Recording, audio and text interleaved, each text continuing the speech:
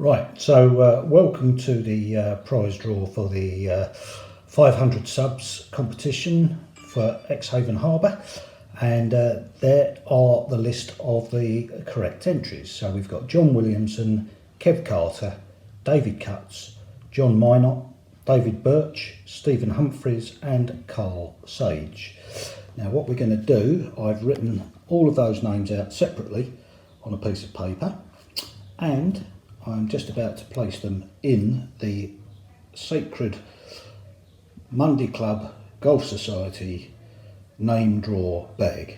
So even though the names have come through on that bit of paper, I'll put them in that bag and I won't be able to see them. So just bear with me. And I may need for this next section the assistance of Mrs. Exehaven if she's willing to hold the camera. So. Right, okay, so here are the 7 names. I've written them out on 7 bits of paper, and I'm going to put them in the bag now. Give them a good shake up. First one out will have the choice of book, and then the second one will get the other book. So put them in, good shake. Okay, so the first one is Carl Sage. Well done, Carl. I'll be in touch with you, and then you can have the choice of book. Okay, the next one out, you'll get the other book, is John Minot. Well done, John. So I'll be in touch with both of you very shortly, and we'll take that from there. Okay, thank you everybody that entered for the 500 subs competition, and we'll speak soon. Thanks very much. Right, okay, so here we are.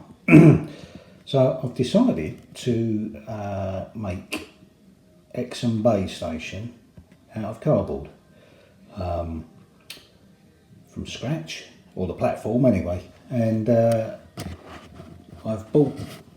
I buy these sheets. You get 3 sheets for a tenner. I think it's a mounting board, and I get it from the range. It's 2 mil thick,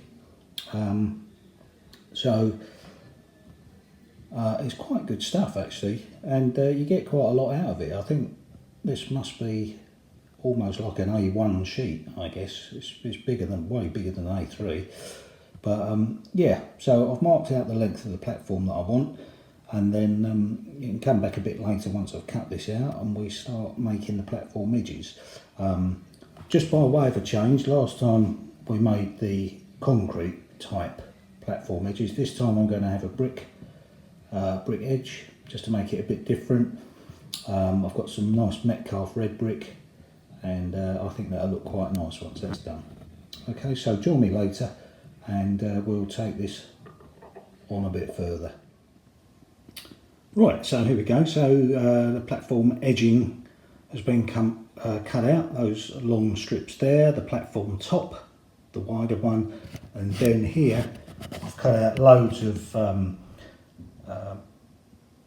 pieces that will sort of form the platform as such underneath, or create the sturdiness of the platform. Lost for words there, but you know what I mean. So it's taken a little while to cut that lot out, and I'm hoping, and I think it is, pretty straight and on the right measurements. Okay, so I'll be back in a while once we've sorted out the next bit.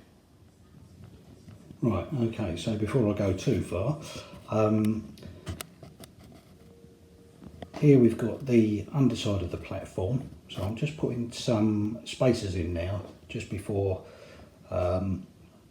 I put the platform edges in, which are over here. Where are we? Here we go.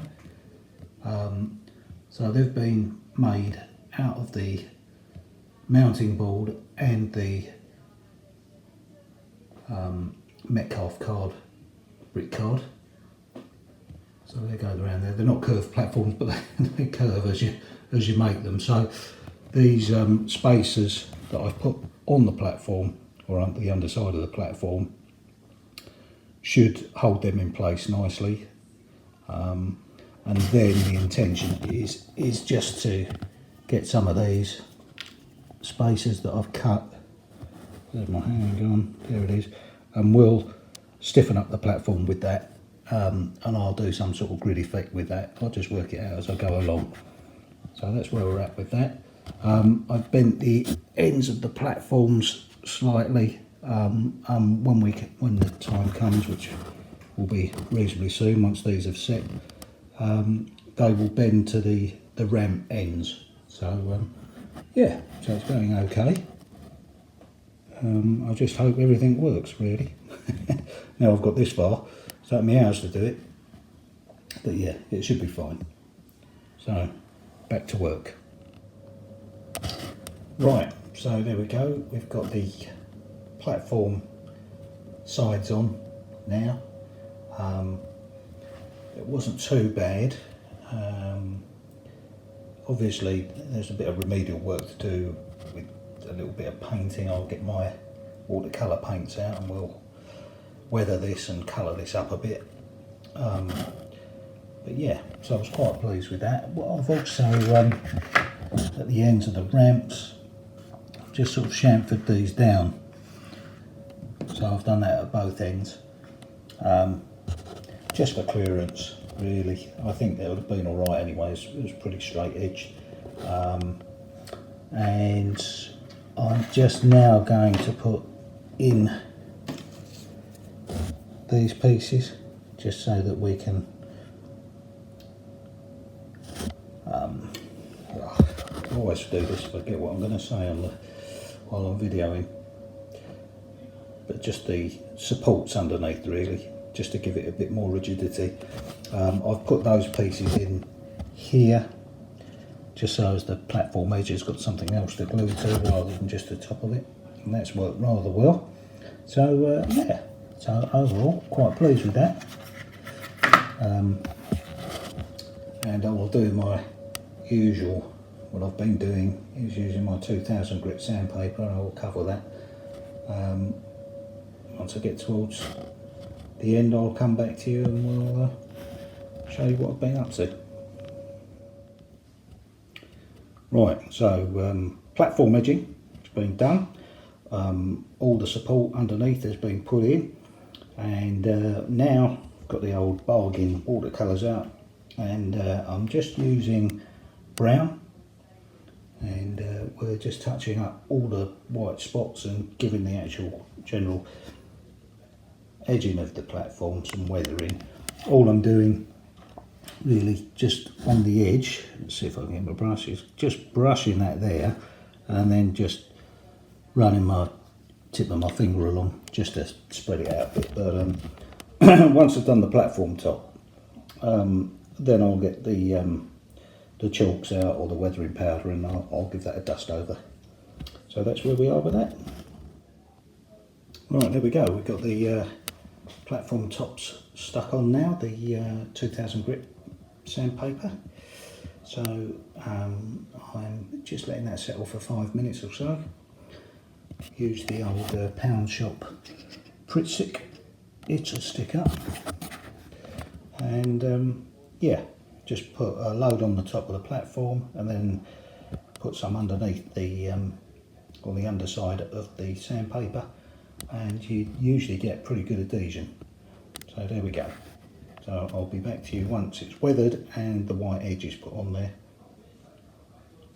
The white edge is just put on with using a straight edge. That's all I do. Roughly about 2 millimeters. There we go. Back shortly. Right, okay, so there we go, all done.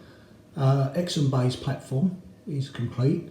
It's not a big platform because it's only meant to be a small little station, which will take up to sort of 4 coaches, but I think it'll actually take 5 and an engine. But yeah, so it's all been weathered up, and I'm quite happy with that result. I've weathered all the brickwork underneath as well, so we're giving it a nice coat of dirty stuff that we get off the old steam engines and diesels, and yeah, there we go. I mean, essentially that's been made out of what that's sitting on, that white board that I get from the range. Like I said, I think it was 3 sheets for a tenner, and quite good value, very good quality. Mounting board, I think that's what I'm looking for. So yeah, quite pleased with that, and that's what the platform has essentially been made out of, with obviously a little bit of 2000 grit sandpaper for the topping and the Metcalfe red brick for the platform walls. I don't know whether I mentioned it originally, but I use the Pico platform ends as a template to make the slope at either end of the platform when I originally drew that out. So yeah, so there we go, all done. That's ready to go on the layout, and I can continue laying the second part of the double track round the loop. Okay.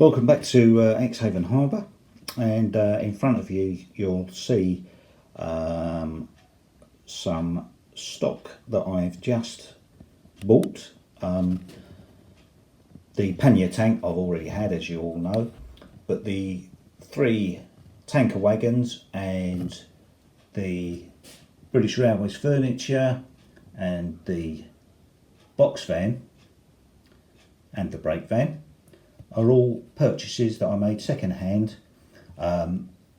These 3 come from Run Lines, and this was an eBay purchase, and I'm very pleased with all of them. As we all know, it's quite expensive to buy things brand new, and when I can, I do. I mean, I have a healthy budget, but it's got to be within reason. So yes, I got these, the 3, the brake van, the box van and the conflat, I guess you'd call that, with the British Railways furniture box on it. I got that off of eBay, and I bought it from a seller who was doing buy it now rather than bidding. So those 3 I got for, I think it was £20 basically, so I was quite pleased with that. And then these 3 here I got from Run Lines shop down in Southampton. I got them online, and they've got a very good second hand section, and they had these 3 tanker wagons going, and which are very, very detailed. I can't get too close, I think, otherwise it'll go out of focus. Go in there. I think that's just going now. But yeah, I think this is National Benzol. They've all been weathered, these 3, pre-weathered, and I think for Engage, I think the detail on these trucks, if you want to know, tanker trucks, is exceptional, and I'm very, very pleased with that. All 3 of those cost me, I think they were £9 something each, £9.25 each, something like that. So I think they retail brand new at about £12. So it's a little bit of a saving, but I'm quite pleased with them, and they run really lovely. And what I'll do in a minute is I'll do a little running session with this running round. So bear with me and I'll come back to you shortly.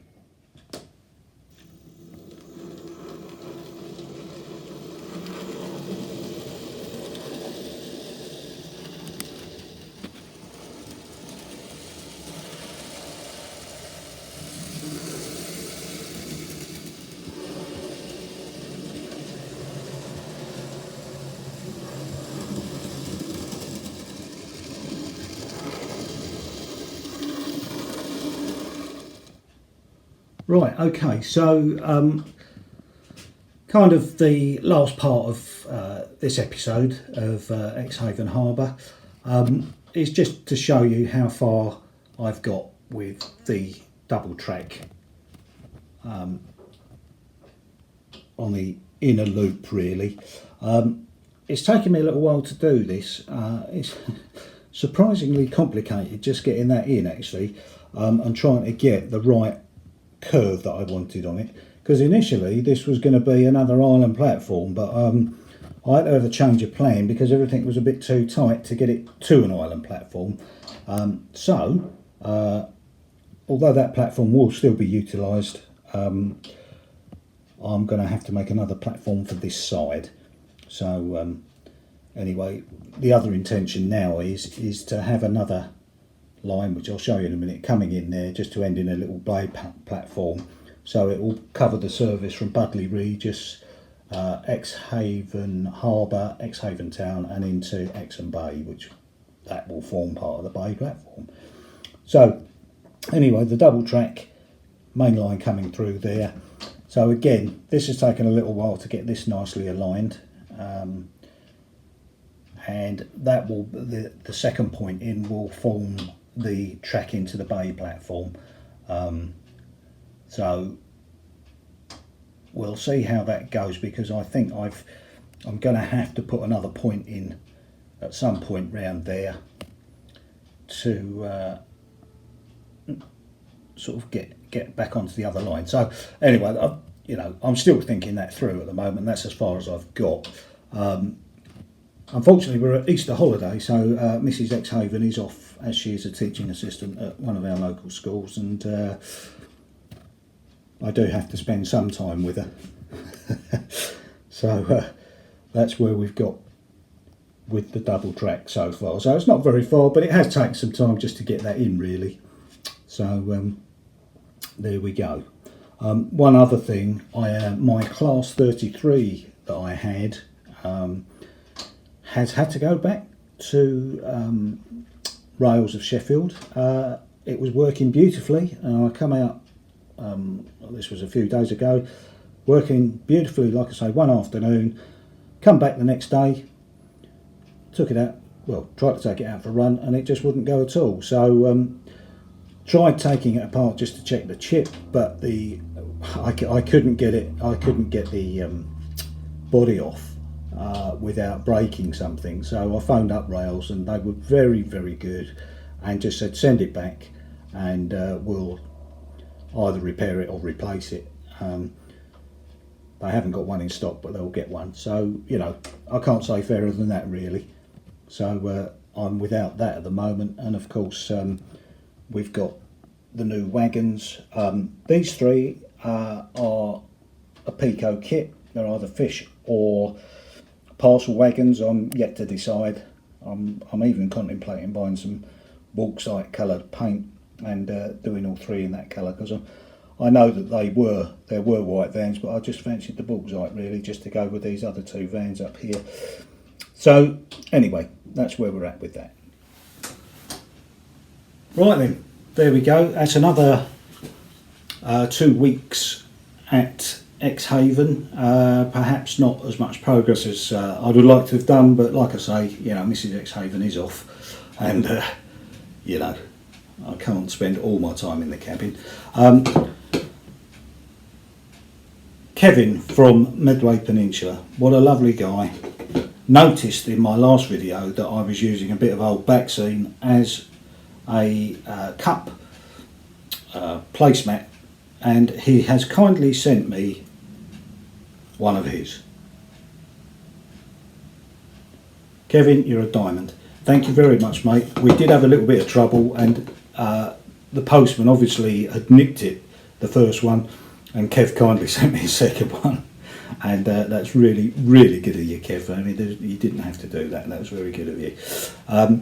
But anyway, thank you all, those that entered the competition. Thank you all again for watching and subscribing. I'm up to, I think, well, basically 550 subscribers now, which is incredible.